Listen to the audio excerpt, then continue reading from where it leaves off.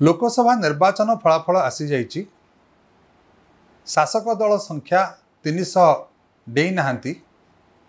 India alliance एबे 234 रे पहुंची छंती। एथुरु जो स्पष्ट मत आसुची ताहा हेउची जे मोदी सरकार पुणी थरे शासन को आसीबे एवं एक दृढ़ विरोधी दल भाबरे इंडिया अलायंस ठिया हेबो।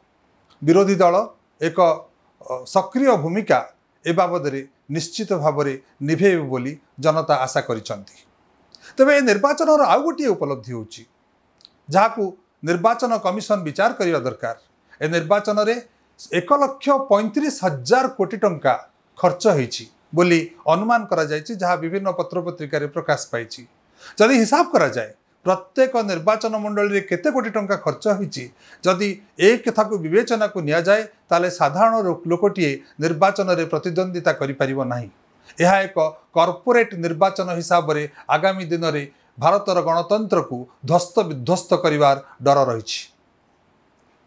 तृतीय कथाटा होछि जे किछि मास तळे जेतबेले राम मंदिर प्रतिष्ठा हैला सेतबेले सारा भारत रे राम मंदिर प्रभाव रे भारतीय जनता पार्टी पुणी थरे 400 रु अधिक संख्या नहीं केंद्र रे सरकार गढ़िबो बोली आकलन करा जायथिला एवं अनेक विशेषज्ञ माने यह सपक्ष रे मत देइथिले।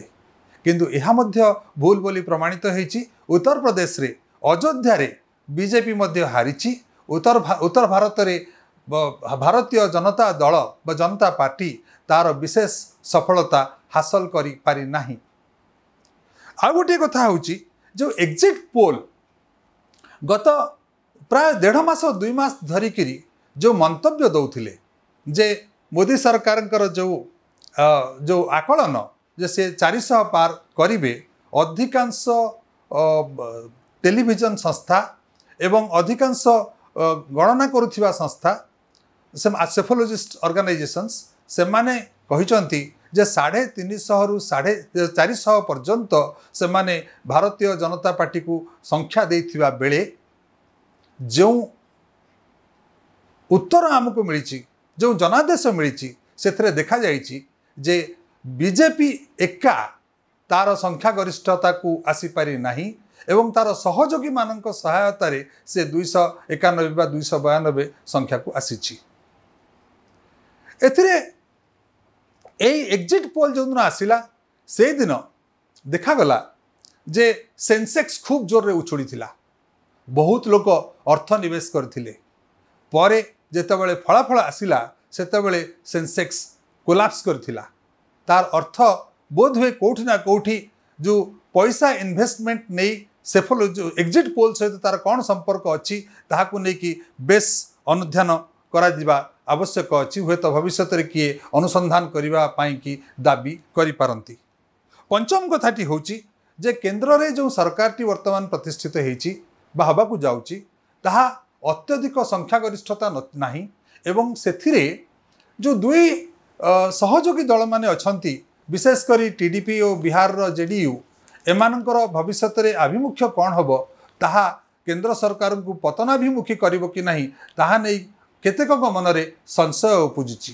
ताहा केते दूर आगकु जीवो ताहा राजनैतिक विश्लेषक माने विचार करिवो बोली हम भाबुची। ए तो गला केंद्र कथा। आमे टिके ओडिशा को आसीबा। ओडिशा रे जने 25 वर्ष धरिकी लोकप्रिय मुख्यमंत्री हिसाब रे जनतांकर सेवा करुथिले। वर्तमान जो परिवर्तन टी हेची ए परिवर्तन रो मुख्य कारण जदि पचरा जाउची अनेक स्थान रे लोक माने कहउचंती जे जने व्यक्ति जने ऑफिसर नवीन पटनायक को आगरे से सबुतक दलर दायित्व मुंड को नैथिबा फल रे से लोकप्रियता हरई बसिले। भारतीय बिजु जनता दल लोकप्रियता हरई बसिला एवं यह ही बिजु जनता दलर पतनर गोटे मुख्य कारण। आउ गोटे कारण होची जे 25 वर्ष सरकार शासन करिवा परे एंटी इनकम्बेंसी फैक्टर कोट ना कोठी जनता को प्रभावित करिछि। तृतीय कथा होची जदियो उत्तर भारत रे राम मंदिर प्रभावित करना जनता को किंतु ओडिशा रे ତାହା ଜନତାଙ୍କୁ ବେଶ୍ ପ୍ରଭାବିତ କରିଥିବା ପରି ମନେ ହେଉଛି। ବାକି ଚତୁର୍ଥ କଥା ହେଉଛି ଓଡ଼ିଶାର ସଚେତନ ଜନସାଧାରଣ ସେମାନେ ଯେହେତୁ ପରିବର୍ତ୍ତନ ଚାହିଁଛନ୍ତି ଆଗାମୀ ଦିନରେ ଯେଉଁ ସରକାର ଆସିବେ ସିଏ କେତେ ଦୂର ପୂର୍ବବର୍ତ୍ତୀ ସରକାରଙ୍କ ପରି ବା ନବୀନ ପଟ୍ଟନାୟକଙ୍କ ସରକାର ପରି ଜନତାଙ୍କ ପାଖରେ ଲୋକପ୍ରିୟ ହୋଇପାରିବେ ତାହା ତାଙ୍କ ପାଇଁ ଏକ ଆହ୍ୱାନ ହେବ।